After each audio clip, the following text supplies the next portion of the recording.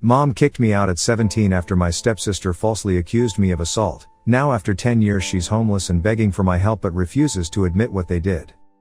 Hello. I'm posting this because I need to get it out, and I don't know where else to put it. Using a throwaway for obvious reasons. I'm 27 now, male. The events I'm going to describe started unfolding when I was much younger, but the main incident happened when I was 17. My biological parents divorced when I was 9 years old. It wasn't amicable. There were arguments about assets, custody schedules, the usual things that happen.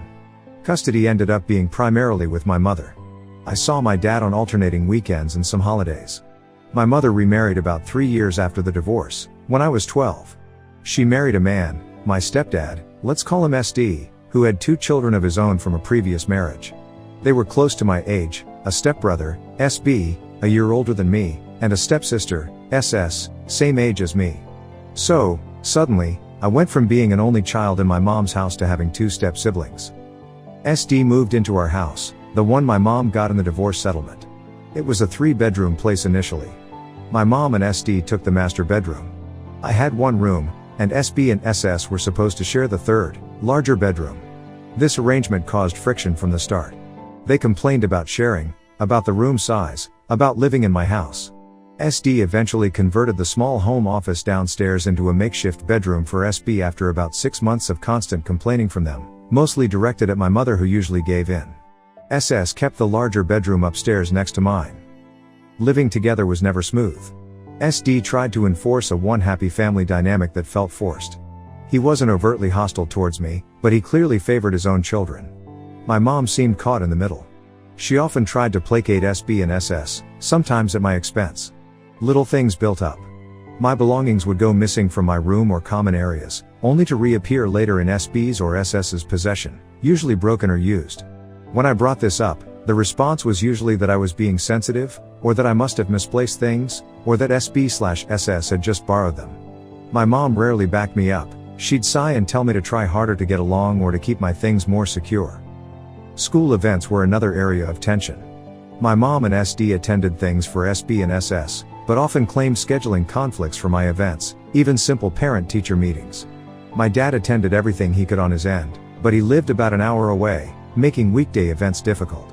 SD made comments about my academic performance compared to his kids, usually highlighting areas where they supposedly did better, even if it wasn't factually accurate. He once remarked during dinner that it was a shame my grades weren't as naturally strong as SB's, even though I consistently had a higher GPA. My mom didn't counter him. The step-siblings themselves treated me with indifference bordering on contempt when SD and my mom weren't around. They excluded me from activities, made snide comments about my dad, my appearance, my hobbies. They often presented a different face to their father and my mother, acting polite or at least neutral when they were present. I learned quickly that complaining directly about SB or SS only resulted in me being labeled a troublemaker or unable to adjust.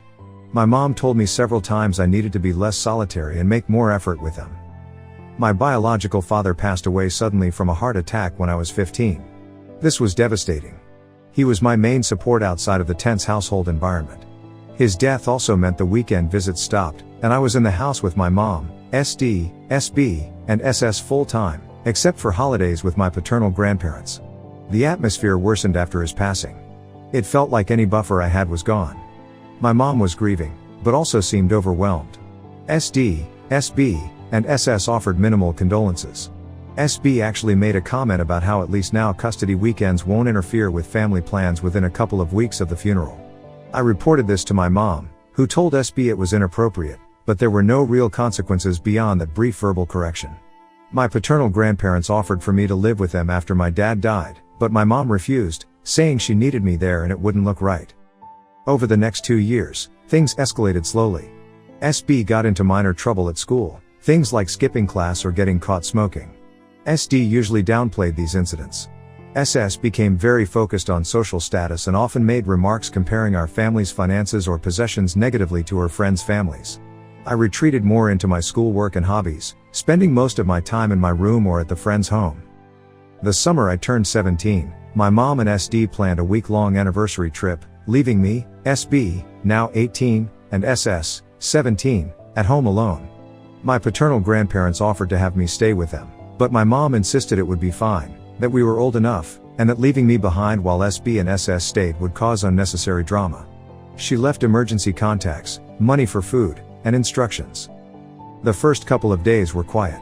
SB and SS mostly ignored me, had friends over, ordered pizza. I kept to myself. On the third night, they had a larger group of friends over.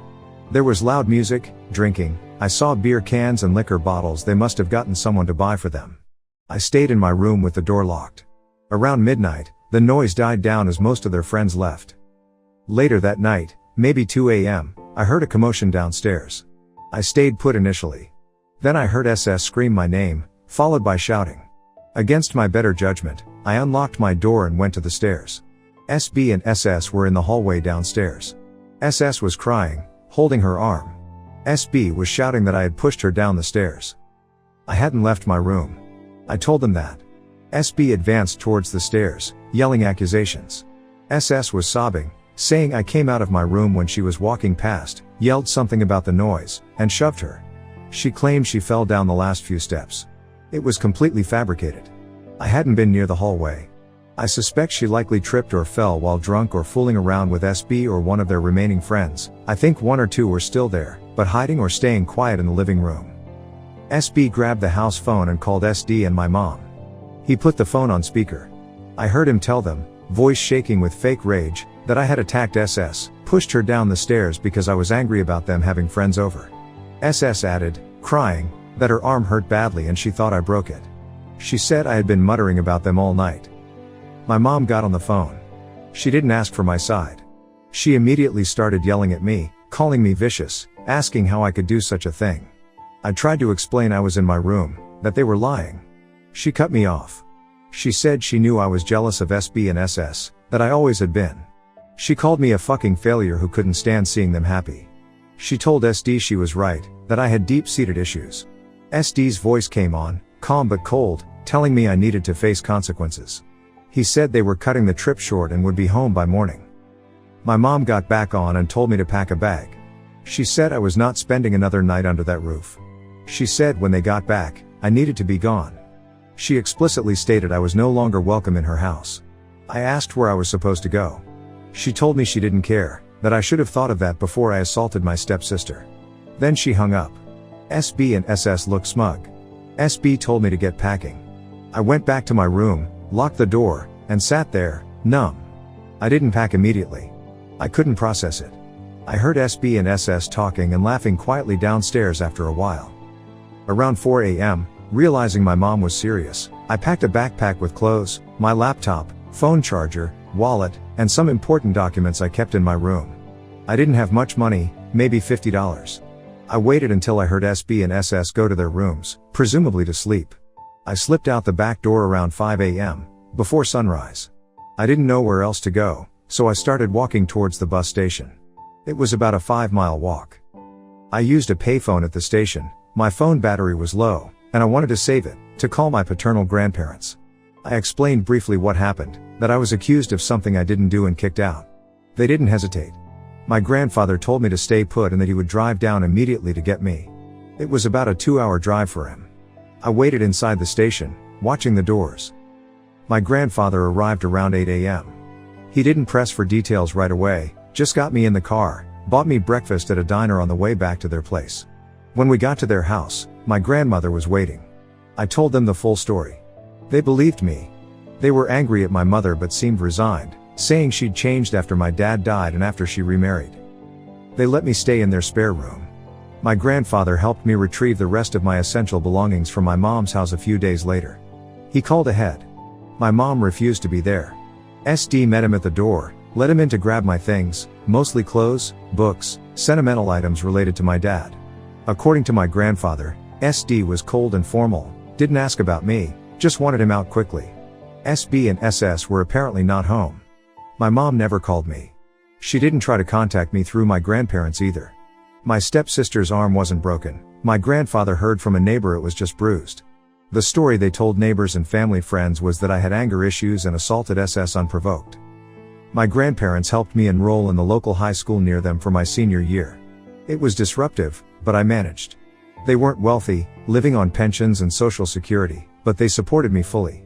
I got a part-time job after school and on weekends to help with my expenses and save for college. I finished high school. My mom did not attend my graduation. I had zero contact with her, SD, SB, or SS. The 10 years following that incident were focused on building my own life, completely separate from my mother and her new family. I stayed with my grandparents through community college, working multiple jobs. They helped as much as they could, but finances were tight. I eventually transferred to a state university, taking out loans and continuing to work. I studied computer science. After graduating, I got a job. I moved to a different city for the job. I worked hard, paid off my student loans aggressively, and eventually started doing well financially. I bought my own condo a couple of years ago. My grandparents are getting older but are still managing in their home. I help them out financially now and visit often. They remain my only real family connection. Throughout these 10 years, I maintained absolute no contact with my mother, SD, SB, or SS. I blocked their numbers early on. I ignored any attempts they might have made through mutual acquaintances or extended family emails that sometimes slipped through filters. To me, that part of my life was over. But about 3 weeks ago, my doorbell rang late in the evening, around 9 p.m. I wasn't expecting anyone. I checked the peephole, and I didn't recognize the person immediately. She looked disheveled. When I opened the door, I have a security chain, I realized it was my mother. I hadn't seen her in a decade.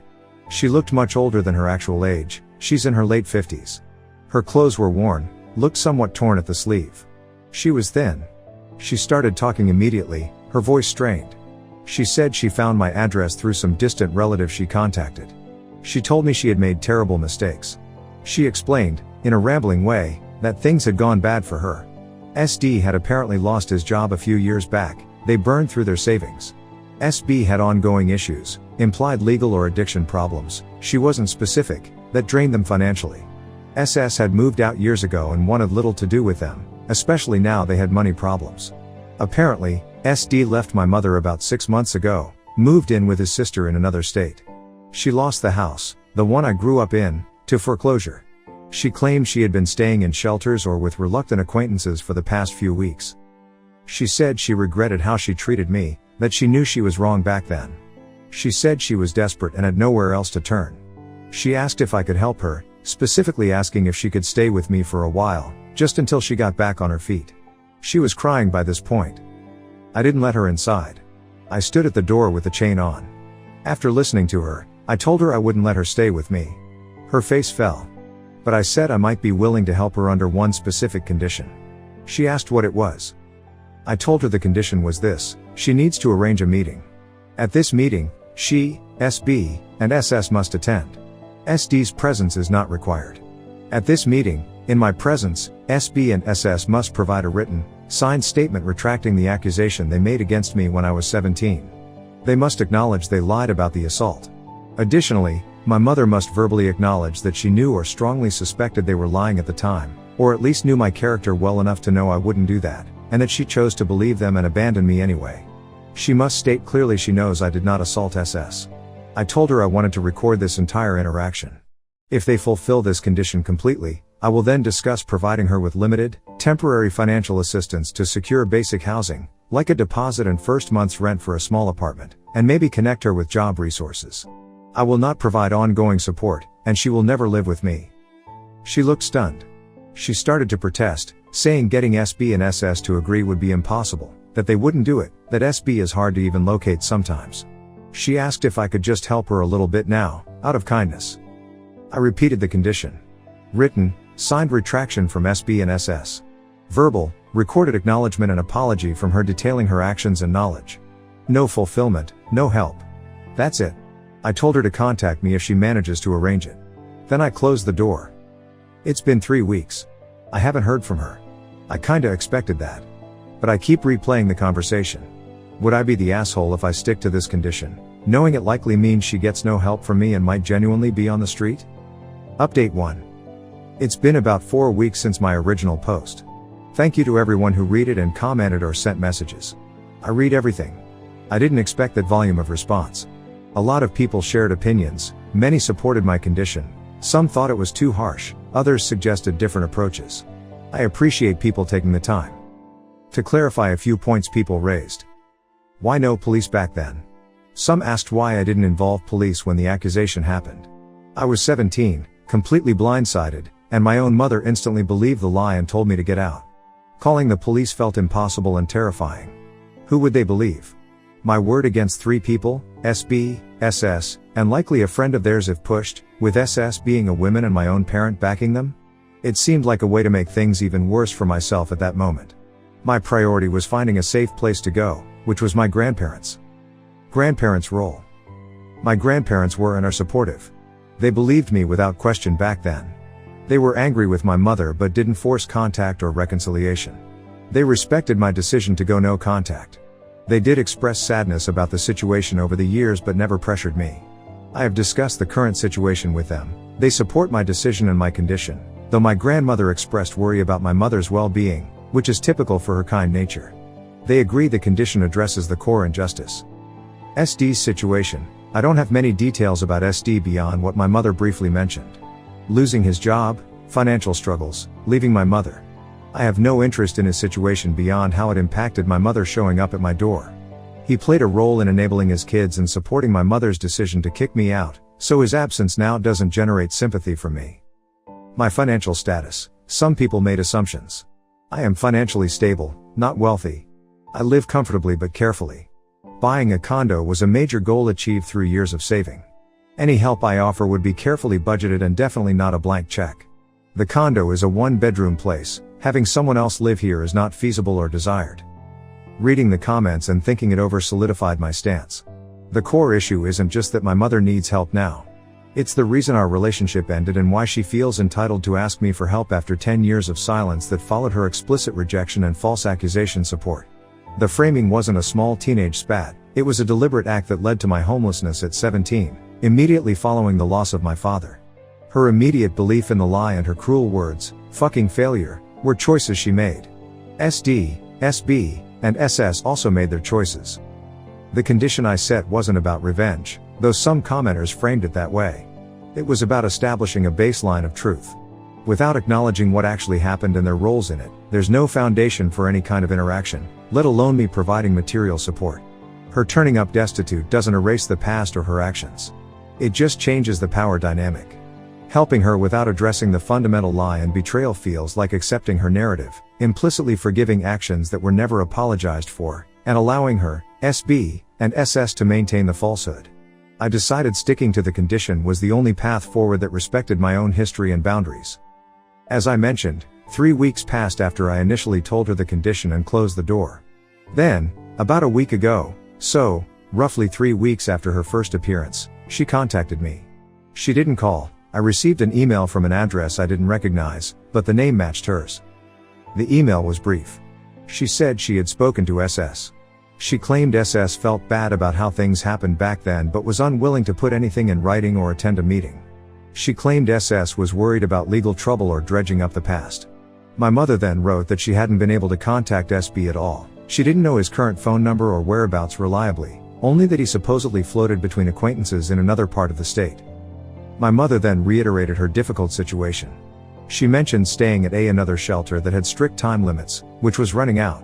She asked again if I could reconsider, maybe offer a smaller amount of help without involving SB and SS. She suggested maybe just she and I could meet, and she would apologize privately. I replied to the email the next day. My response was also brief. I reiterated the original condition precisely, a meeting with her, SB, and SS present. Written, signed statements from SB and SS retracting the assault claim and admitting they lied. Her own verbal, recorded acknowledgement of her role and knowledge, including the specific phrases I required about knowing I didn't do it and choosing to abandon me anyway. I stated clearly that partial fulfillment, for example, just her apologizing, or just SS expressing vague regret via email, was not acceptable. The condition stood as stated. Until and unless she could confirm she had arranged exactly that, there was nothing further to discuss regarding assistance. She replied almost immediately to my email. The tone changed. She wrote that I was being cruel and unreasonable. She accused me of wanting to humiliate her and SB/SS. She said I clearly inherited my father's stubborn streak, an interesting comment, given her previous silence about him. She wrote that she should have known I wouldn't help, that I was cold. She ended the email by saying she wouldn't contact me again and that I could live with myself knowing I'd turned my back on my own mother in her time of need. I did not reply to that second email. I read it, archived it, and haven't heard anything since. That was about 6 days ago. So, the outcome is that contact has ceased again. She explicitly rejected the condition and chose to frame me as cruel rather than attempt to meet it or acknowledge why it was put in place.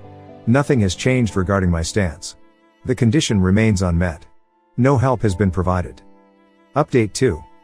It has now been 6 months since my last update, and about 7 months since my mother first appeared at my door. Following the email exchange detailed in my previous update, where my mother refused the condition and accused me of cruelty, there was complete silence for several months. I had no contact from her, nor from SB, SS, or SD. I continued with my life as usual, work, visiting my grandparents, managing my own affairs. Around 2 months ago, so, roughly 4 months after the last email exchange, I received a message request on a social media platform I rarely use. It was from my stepsister, SS. I almost ignored it, but decided to see what it said. The message was short. She wrote that she heard I had seen our mother and that mom told her about my demands. SS wrote that she doesn't really remember that night clearly, referring to the night of the accusation, but that she regrets things got so messed up. She then said she is married now, has a young child, and is trying to build her own life. She stated she wouldn't sign any statement or attend any meeting that could cause problems for her family or her relationship with her husband, who apparently doesn't know all the details of her past. She finished by saying she hopes I am doing well but asked me not to contact her again. I did not reply to SS's message. Her vague non-memory and focus on protecting her current life, while understandable from her perspective, confirmed her unwillingness to take any responsibility or provide the required retraction. It reinforced the correctness of my decision to set the condition I did. If she truly regretted it, she had the opportunity to act. She chose not to. Regarding my mother, I have limited third-hand information, mostly via my grandparents who occasionally hear fragments from distant relatives or old neighbors. The picture is patchy. It seems she spent some time in shelters, then possibly stayed briefly with a cousin of hers several hours away. That arrangement apparently didn't last long. The most recent snippet my grandmother heard suggested she might be living in a rooming house or some form of low-income subsidized housing, possibly working a minimum wage job. There's no confirmation of this, just rumors. She has made no further attempts to contact me directly. SB remains unaccounted for, as far as I know. No one in the family channels my grandparents have access to seems to know his definite location or situation, reinforcing what my mother claimed about being unable to contact him. SD is also out of the picture, seemingly having no contact with my mother since leaving her. There haven't been major upheavals in my own life in the past 6 months. Work is stable. I saw my grandparents for Thanksgiving. They are doing okay, though my grandfather is having some minor health issues we are monitoring. They asked if I'd heard anything more from my mother. I shared the brief interaction with SS, and they agreed it showed no real change or remorse from that side of the family. So, the situation stands as it did after the last update. The condition for help remains unmet. My mother, after refusing the terms, has sought assistance elsewhere or is managing through other means, however difficult. SS confirmed her unwillingness to participate in rectifying the past. SB remains absent. My no-contact boundary with all of them remains firmly in place. Nothing has been resolved in terms of family relationships, nor did I expect it to be. My life continues on the path I built after being forced out at 17. The door remains closed unless the specific, non-negotiable condition regarding the retraction and acknowledgement is fully met. Given SS's response and SB's disappearance, the probability of that happening seems effectively zero. That is the current state of affairs. I don't anticipate posting further updates unless something significant and unexpected changes, which I do not foresee. Thank you again to those who read and offered perspectives earlier.